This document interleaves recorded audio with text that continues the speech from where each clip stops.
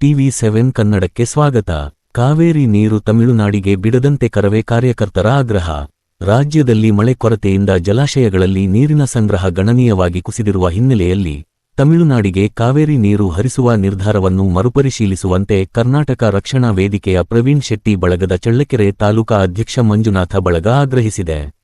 ಇವರು ನಗರದ ವಿಶ್ವಕರ್ಮ ಕಲ್ಯಾಣ ಮಂಟಪದಿಂದ ತಾಲೂಕು ದಂಡಾಧಿಕಾರಿ ಮನವಿ ಪತ್ರ ಸಲ್ಲಿಸಿ ಮಾತನಾಡಿದರು.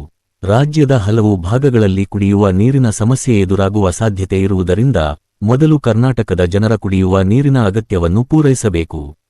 ರಾಜ್ಯದ ಜಲಾಶಯಗಳಲ್ಲಿ ಸಮರ್ಪಕ ನೀರಿನ ಸಂಗ್ರಹವಿಲ್ಲದ ಸಂದರ್ಭದಲ್ಲಿ ತಮಿಳುನಾಡಿಗೆ ನೀರು ಹರಿಸುವುದು ಸರಿಯಲ್ಲ ಎಂದು ವೇದಿಕೆ ಮನವಿಯಲ್ಲಿ ತಿಳಿಸಿದೆ. ಕಾವೇರಿ ನೀರಿನ ವಿಚಾರದಲ್ಲಿ ರಾಜ್ಯದ ರೈತರು ಹಾಗೂ ಜನರ ಹಿತಾಸಕ್ತಿಯನ್ನು ಕಾಪಾಡಬೇಕು. ಜಲಾಶಯಗಳಲ್ಲಿರುವ ನೀರಿನ ಲಭ್ಯತೆ ಮತ್ತು ರಾಜ್ಯದ ಕುಡಿಯುವ ನೀರಿನ ಪರಿಸ್ಥಿತಿಯನ್ನು ಪರಿಗಣಿಸಿ ಮುಂದಿನ ನಿರ್ಧಾರ ಕೈಗೊಳ್ಳಬೇಕು ಎಂದು ಒತ್ತಾಯಿಸಲಾಗಿದೆ. ಇನ್ನು ಈ ಸಂದರ್ಭದಲ್ಲಿ ಕರ್ನಾಟಕ ರಕ್ಷಣಾ ವೇದಿಕೆಯ ಪ್ರವೀಣ್ ಶೆಟ್ಟಿ ಬಣದ ಗೌರವಾಧ್ಯಕ್ಷ ಭೋಜರಾಜ್ ಗಿರೀಶ್, ಯುವ ಘಟಕದ ಅಧ್ಯಕ್ಷ ಮೋದೀನ್, ಶೇಖರ್, ಮಂಜುನಾಥ್, ರಾಕೇಶ್, ಪ್ರಭಾಸ್, ತಿಪ್ಪೇಸ್ವಾಮಿ, ಬೋರಯ್ಯ, ಓಂಕಾರಪ್ಪ ಸೇರಿದಂತೆ ಅನೇಕ ಕಾರ್ಯಕರ್ತರು ಭಾಗಿಯಾಗಿದ್ದರು. TV7 ಕನ್ನಡ ಮೌನೇಶ ಆಚಾರ್, ಚಳ್ಳಕೆರೆ. ಕೊರತೆ ಆಗಿದೆ. 20% ಮಳೆ ಬಂದಿದೆ. ತಮಿಳುನಾಡು ಸರ್ಕಾರ ಬೇಕಂತಲೇ ಕ್ಯಾದೆ ತೆಗೀತಿದೆ. ನಮ್ಗೆ ನೀರು ಬೇಕು, ನೀರಿಲ್ಲದೆ ಹೆಂಗೆ ಬಿಡೋದು ಸ್ವಾಮಿ? ಮಳೆ ಇಲ್ಲ, ಏನಿಲ್ಲ, ನೀರು ಹೆಂಗೆ ಬಿಡೋಕ್ಕಾಗುತ್ತೆ? ಮಾನ್ಯ ಮುಖ್ಯಮಂತ್ರಿಗಳು ಮನವಿ ಮಾಡೋದೇನೆಂದರೆ ಆದಷ್ಟು ಬೇಗ ತಮಿಳುನಾಡು ಸರ್ಕಾರ ಕೂತು ಚರ್ಚೆ ಮಾಡಿ ಇತ್ಯರ್ಥ ಮಾಡಬೇಕೆಂದು ತಮ್ಮಲ್ಲಿ ಮನವಿ ಮಾಡ್ತಿದ್ದೇವೆ. ಇಲ್ಲದಿದ್ದಲ್ಲಿ ಮುಂದಿನ ಇನ್ನೂ ಉಗ್ರ ಹೋರಾಟವನ್ನು ಮಾನ್ಯ ರಾಜ್ಯಾಧ್ಯಕ್ಷ ಪ್ರವೀಣ್ ಶೆಟ್ಟಿ ಆದೇಶದ ಮೇರೆಗೆ ಇನ್ನೂ ಉಗ್ರ ಹೋರಾಟವನ್ನು ಹಮ್ಮಿಕೊಳ್ಳಲಾಗುತ್ತದೆ ಅಂತ ಹೇಳ್ತಾ ಎಚ್ಚರಿಕೆಯನ್ನು ಕೊಡ್ತಿದ್ದೇವೆ.